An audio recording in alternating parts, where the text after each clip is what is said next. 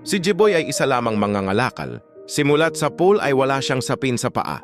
Nasanay na lamang ang paa niya sa araw-araw na paglalakad sa kalsada na walang suot kahit tsinelas.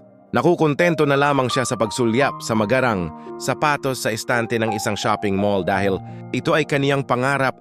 Wala naman kasi siyang kakayanan upang mabili ito. Isang araw sa kaniyang pangangalakal ay aksidenteng nabangga siya ng isang kotse. Agad siyang dinala sa ospital upang malapatan ng lunas.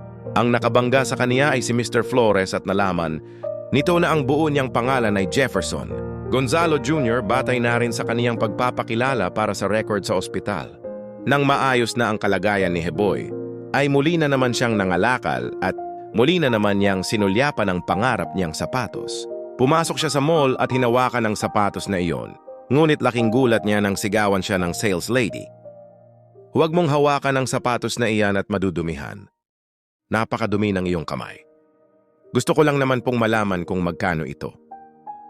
Huwag mo nang itanong at malamang na hindi mo kayang bayaran yan.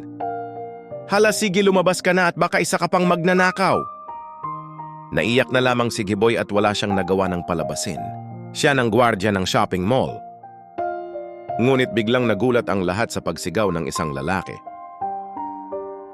Kinausap ng lalaki ang sales lady. Miss, ang lahat ng sapatos na magugustuhan ng batang ito ay ibigay mo sa kaniya.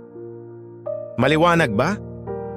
Ang batang ito na si Jefferson Gonzalo Jr. ay ang nag-iisang anak ni Mr. Jefferson.